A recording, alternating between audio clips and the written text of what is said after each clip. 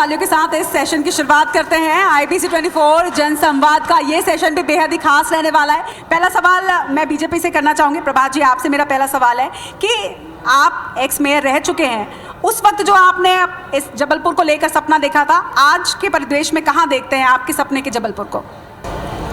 हालांकि मैं बहुत डिबेट से बचता हूँ, ये हमारे लिए अच्छी मैं बात है। इसलिए बचता हूँ, देखिए क्या होता है कि प्रजातंत्र में जनता ही अंतिम अदालत होती है। बिल्कुल।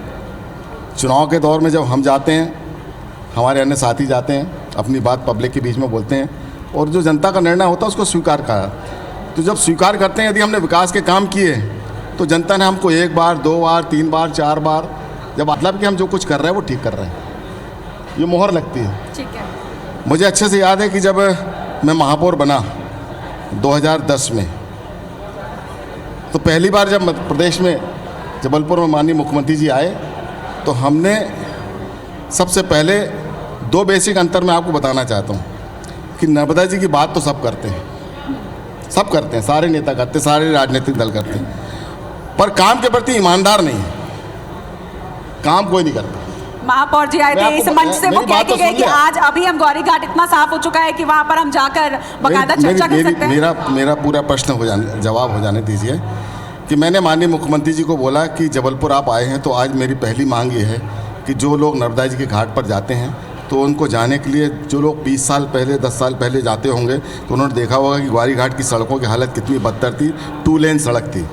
तो मैंने प्रपोजल बना के रखा था। देखिए, जब काम कराना होता है ना तो उसका प्रस्ताव बन के रहना चाहिए, हमारा कॉन्सेप्ट क्लियर रहना चाहिए कि हमको कितना पैसा लगेगा। मैंने माननीय मुख्यमंत्री के सामने प्रस्ताव रखा कि 20 करोड़ की लागत से ये 4 लेन सड़क और नर्मदा जी घाटों का सौंदर्यीकरण 4.5 करोड़ लागत से होगा। 24 करोड़ की लागत से मैंने एक प्रस्ताव उनको दिया और पहली बार माननीय मुख्यमंत्री जी ने पहले ही उसमें प्रस्ताव में हमारा स्वीकार किया और हमारी वो सड़कें बनकर तैयार हुई। अब दूसरी बात मैं कहना चाहता हूँ कि 24 करोड़ रुपए प्रदेश की सरकार ने हमारी इस छोटी सी मांग पर दिया। उसके पहले माननीय विश्वनाथ दुबे जी मेयर थे। मुझे अच्छे से याद है, जबलपुर के विकास के लिए जब उन्होंने बात की तो 1 करोड़ रुपए जबलपुर नगर निगम में आया था और उस दिन नगर निगम में खुशियाँ बटी थी और मिठाइयाँ बटी थी। ये बेसिक अंतर 2005 के बाद से हमारे जो 4 मेयर थे, सुशीला सिंह जी, उसके बाद फिर मैं बना, फिर स्वाति गौड़ बनी। 15 वर्षों में आप देखेंगे कि जबलपुर कहाँ से कहाँ पहुँच गया। किसी भी शहर का बेसिक इंफ्रास्ट्रक्चर जब डेवलपमेंट होता है तो वो शहर की आधारशिला होता है। बाहर से आने वाला व्यक्ति उसको लगता है कि नहीं, हम इस शहर के अंदर आए हैं। ये जबलपुर एक गांव की तरह माना जाता था 1947 के बाद से, लेकिन जब से सत्ता भारतीय जनता पार्टी की आई 2003 के बाद से लगातार जबलपुर का विकास और विकास की रफ्तार इतनी तेज हुई कि आज जबलपुर पूरा बदला हुआ दिख रहा है। सर, माइक आप थोड़ा सा करीब रख के बोलेंगे। और जब आपने बात कही कि जब कोई बाहर से आता है और जबलपुर में एंटर करता है, आज हम भी जबलपुर जब पहुंचे तो हमें एक फ्लाईओवर नजर आया और फिर बाद में पता चला कि सालों से बन रहा है, आज तक पूरा ही नहीं हो पाया। नहीं, देखिए, टाइम तो सब में लगता है, सालों से नहीं बन रहा है। कितना सबका समय होता है फ्लाईओवर्स का बनना, और मुझे लगता है कि पूरे मध्य प्रदेश, पूरे देश का बहुत बड़ा फ्लाईओवर बन रहा है। शायद कांग्रेस के रिज़म में इतना बड़ा प्रोजेक्ट कभी जबलपुर में नहीं आया, दावे के साथ कह रहा हूँ मैं। और एक नहीं, उसके बाद हमारे सांसद जी ने जो हमारी रिंग रोड सैंक्शन की, वो पूरे देश के अंदर सबसे 2nd नंबर की रिंग रोड है। ये जबलपुर के इंफ्रास्ट्रक्चर को आगे बढ़ाने का काम कर रहे हैं। जबलपुर हमारा आगे कैसे बढ़े, जब तक हम जबलपुर शहर की सड़कों को, हमारे जो संसाधन उनको, हमारा IIIT पार्क कब बना, आज डुमना एयरपोर्ट जाते हैं लोग, आप सब जाते होंगे, किसी ना किसी को छोड़ने जाते हैं, कोई लोग आप सब जाते होंगे। आज हमने डुमना एयरपोर्ट के परिस्थितियाँ, हालात सब बदलते देखे। 400 करोड़ की लागत से डुमना एयरपोर्ट का विकास हो रहा है। लेकिन फ्लाइट तो उतनी ज़्यादा नहीं चलती। लोग कंप्लेन करते हैं कि डायरेक्ट फ्लाइट्स अभी भी बहुत सारी जगहों के लिए नहीं है वहाँ पर से। विकास, एयरपोर्ट का इंफ्रास्ट्रक्चर तो बड़ा हुआ है, लेकिन फ्लाइट्स की जब बात आती है तो बहुत ज़्यादा कनेक्टिविटी नहीं है। नहीं, कनेक्टिविटी कितनी है? जबलपुर से मुंबई जाइए आप, जबलपुर से दिल्ली जाइए, जबलपुर से बेंगलोर जाइए, जबलपुर से अहमदाबाद जाइए, जबलपुर से इंदौर जाइए, जबलपुर से बिलासपुर जाइए, जबलपुर से पूना जाइए। 10 साल पहले कहाँ जाइए? जब मोदी जी की सरकार नहीं थी, तो मैं पूछना चाहता हूँ मित्रों से कि आप बताइए कि जबलपुर से सिर्फ और सिर्फ या तो मुंबई जाते थे या दिल्ली जाते थे। आज हमारी एयर कनेक्टिविटी बढ़ी है, लेकिन निश्चित रूप से कहीं ना कहीं जब आपने इतने विकास किए तो फिर इस बार शहर सरकार कांग्रेस की क्यों आ गई? आपने तो इतने अच्छे अच्छे काम किए, जनता को तो आपको चुनकर लाना चाहिए था। कहाँ पर? शहर सरकार क्यों कांग्रेस की बन गई? केंद्र में हमारी सरकार है और तीसरी बार हम फिर सरकार बनाने जा रहे हैं। अगर हम जबलपुर की बात करें तो जबलपुर में शहर सरकार तो कांग्रेस की है ना, कहाँ पर? महापौर तो कांग्रेस के हैं। परिस्थितियाँ कई बार परिस्थितियाँ बनती हैं और उसके कारण से हो सकता है कि वो जनता ने उनको नहीं पसंद किया हो, जनता ने कांग्रेस को वोट दिया, लेकिन आज फिर देखिए जनता उस निर्णय पर पछता रही है। 10 महीने पहले मेयर बने। मैं आपसे एक प्रश्न पूछना चाहता हूँ, मित्रों से पूछना चाहता हूँ कि 10 महीने में पूत के पांव पालने में दिखते हैं। मुझे एक काम बता दे किया हूँ अभी उन्होंने, अभी एक काम सिंगल। ठीक है, देखिए आपने सवाल पूछा, जवाब देने के लिए नीलेश जी है ना, नीलेश जी जवाब देंगे। मेरा कहना है चिल्लाने से बात नहीं बनेगी, काम दिखता है, काम बोलता है और इस काम को जनता स्वीकार करती, देखती भी है, समझती भी है। 10 महीने में आप कुछ नहीं कर पाए और अभी माननीय मुख्यमंत्री जी को उन्होंने 318 करोड़ रुपए की मांग की, तो आप बोलो ना कि प्रदेश की भारतीय जनता पार्टी की सरकार के दम पे हम जबलपुर शहर का विकास करना चाहते हैं। अभी जो जबलपुर में कायाकल्प हो रहे जो सड़कों और डामलीकरण हो, तो आप बोलो ना कि हाँ ये माननीय मुख्यमंत्री जी ने 25 करोड़ रुपए दिया, उसके कारण से जबलपुर शहर की डामलीकरण हो रहा। आप बोलो ना कि भारतीय जनता पार्टी के हमारे मुख्यमंत्री जी ने पहले 22 करोड़ रुपए दिया, उसके कारण शहर की आप भूमि पूजन कर रहे हैं कांग्रेस के नेताओं को बुलाकर। एक शब्द तो ये बोलो ना, यहाँ प्रदेश के मुख्यमंत्री ने, भारतीय जनता पार्टी की सरकार ने ये हमको 47 करोड़ रुपए जबलपुर शहर की सड़कों के इंफ्रास्ट्रक्चर डेवलपमेंट के लिए दिए। आपको ये बोलना चाहिए नहीं बोलना चाहिए? जब शहर में बीजेपी के थे तब राज्य में भी बीजेपी की सरकार थी, नैतिकता है कि नहीं? नैतिकता है कि नहीं? काम तो तब भी हो सकता था ना जब महापौर भी बीजेपी के थे और अगर राज्य में सरकार भी बीजेपी की है तो काम तो तब भी हो सकता था। अब जाकर कांग्रेस के महापौर ये काम क्यों करवा रहे हैं? नहीं देखिए, आप, मेरा कहना है कि यदि हमारी सरकार ने, चलिए मुझे लगता है आपके और मेरे साथ साथ यहाँ पर कांग्रेस से भी हमारे साथ जनप्रतिनिधि है, वो जवाब दे देंगे, उनसे जवाब ले लेते हैं ना इस चीज का। जी आदरणीय प्रभात साहू जी मेरे बड़े भाई भी हैं और मुझे लगता है मुझसे ज़्यादा अनुभव उनको है।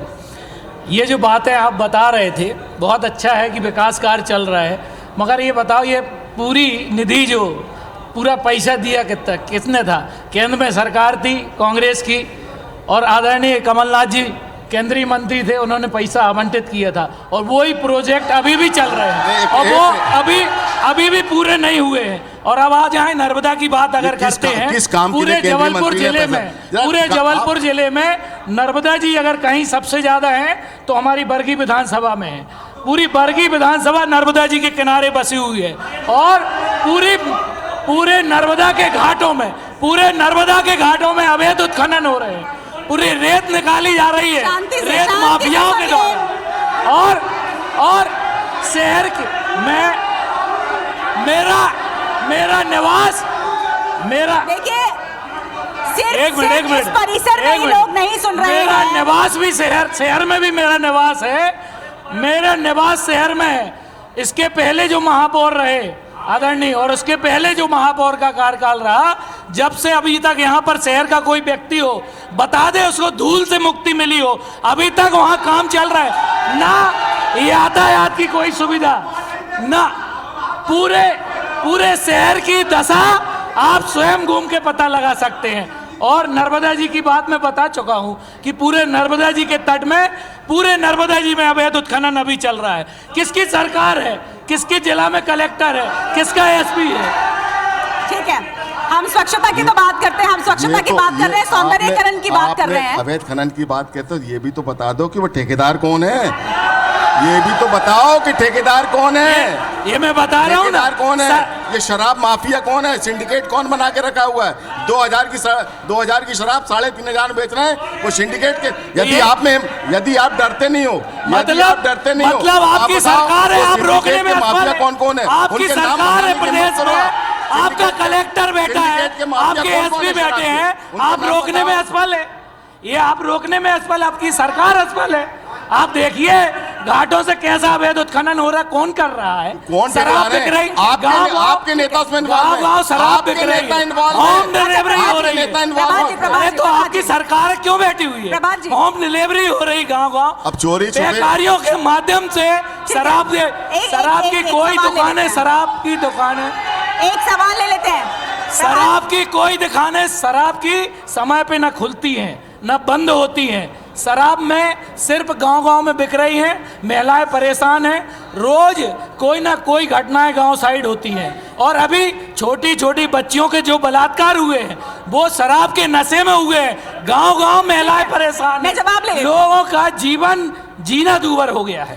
तो छत्तीसगढ़ में शराबबंदी को लेकर बीजेपी बहुत ही ज्यादा मुखर है, सरकार पर लगातार आरोप लगा रही है कि उन्होंने मैनिफेस्टो में ये चीज डाली थी और अब शराबबंदी नहीं कर रहे हैं। क्या यहाँ पर भी शराबबंदी का मुद्दा आप लोग उसी तरह से उठाएंगे? शराब तो उतना ही हानिकारक है चाहे छत्तीसगढ़ की हो चाहे मध्य प्रदेश के नेता उमा भारती ने खुद आवाज उठाई। आते बंद की अभी हमने जबलपुर शहर में। मैं ये कहना चाहता हूँ कि जबलपुर में जो सिंडिकेट शराब का बना है, हमारे नीलेश भाई उनको जानते, वो नहीं बता सकते क्योंकि उनके नेता उसमें इन्वॉल्व हैं। ये अवैध की शराब बेचने वाले कौन हैं, ये ठेकेदार कौन है, ये सिंडिकेट कौन बनाई, ये अवैध शराब कौन बेच रहा है, ये सारे के सारे कांग्रेस के नेता हैं, ये सारे के सारे कांग्रेस के नेता हैं।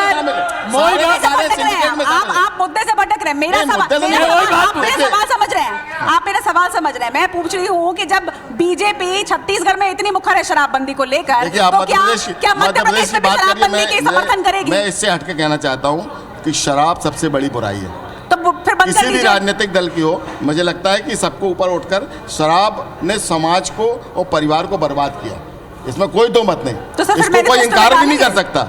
ये बुराई है, अभिशाप है समाज में।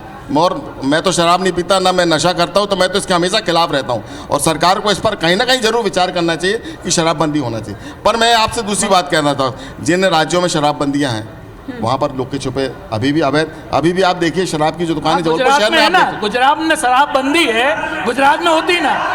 और दूसरी बात, सबसे बड़ी बात बता देता हूँ कि सरकार किसकी है मध्य प्रदेश में? भारतीय जनता पार्टी के पूर्व मुख्यमंत्री। बेचने वाले तो कांग्रेस के लोग हैं ना, उमा भारती ने, बेचने वाले तो कांग्रेस के लोग हैं ना। उमा भारती जी ने शराब के विरोध में आवाज बेचने वाले तो सारे कांग्रेस के विरोध में आवाज उठाई। कांग्रेस के नेताओं उमा भारती ने उन अवैध शराब बेचने वालों पर तो कांग्रेस के नेताओं का बर्दाश्त है। अगर कांग्रेस के नेता तो सरकार किसकी है प्रदेश में? कलेक्टर किसके बेटे, एसपी किसके बेटे? मैं आपको आपके विधायक नहीं है क्या? जबलपुर में भी तो आपके 4 विधायक हैं। मैनिफेस्टो तो आपका भी बनेगा ना नीलेश जी, कांग्रेस का भी तो मैनिफेस्टो बनेगा ना। कांग्रेस के विधायक में आया है तो आप लोग यहाँ मैनिफेस्टो में शामिल करेंगे क्या? पिछले 3 महीने पहले कांग्रेस के विधायक के नेतृत्व में बहुत बड़ा आंदोलन जबलपुर कलेक्ट्रेट का घेराव किया कि गांव-गांव शराब बिक रही है, परिवार बर्बाद हो रहे हैं और नशे की हालत में छोटी छोटी 3-3, 6-6 साल बच्चियों के बलात्कार हुए हमारे सहपरा में। हमने वो बात कलेक्टर साहब को पहुंचा।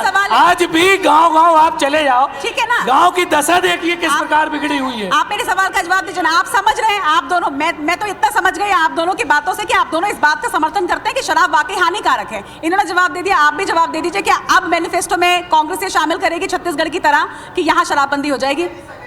नहीं, शराबबंदी का जो है ये तो निर्णय इसलिए नहीं कर सकते कि ये मैनिफेस्टो बनेगा प्रदेश में।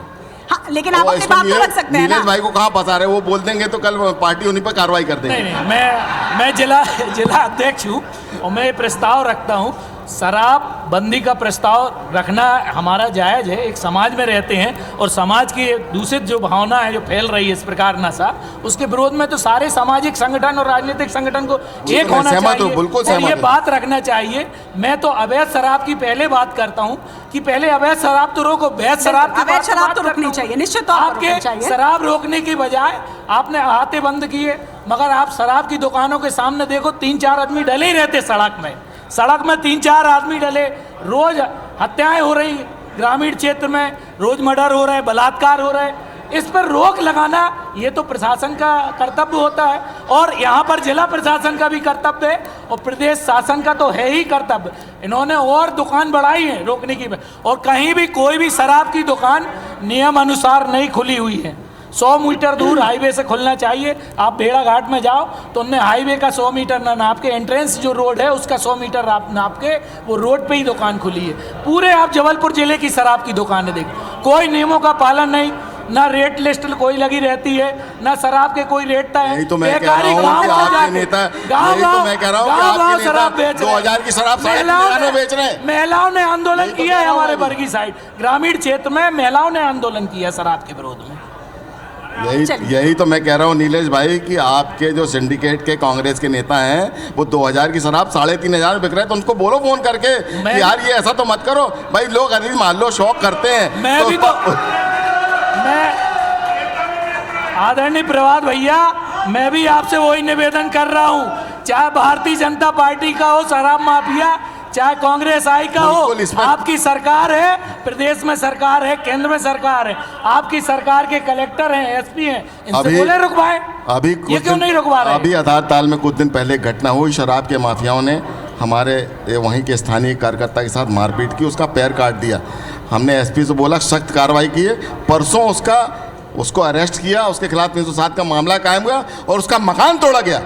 ये लगातार सरकार और प्रशासन कर रही है, ऐसा नहीं कि प्रशासन का ही कोई कमजोरी। हम लोग भी लगातार इस बात को मानते हैं, जानते हैं कि समाज में शराब सबसे बड़ी बुराई है। इस बुराई को ख़त्म होना चाहिए और ये बुराई तभी ख़त्म हो गई जब राजनीतिक परिदृश्य हम ऊपर उठकर, दलगत भावना से ऊपर उठकर इस बुराई को साथ में हाथ से हाथ मिलाकर बात करेंगे, तब कहीं ना कहीं ये बुराई दूर होगी। क्या बात है, चलिए इसी बात पे आप दोनों हाथ मिला लीजिए। बहुत ही अच्छा ये सेशन रहा और राजनीति से ऊपर उठ के जब राजनेता ऐसी बात करे तो निश्चित तौर पर राजनीति बहुत ही सुखद लगती है। बहुत ही अच्छा सेशन, जोरदार तालियों के साथ आप दोनों का ही बहुत बहुत बहुत शुक्रिया इस सेशन में हिस्सा लेने के लिए।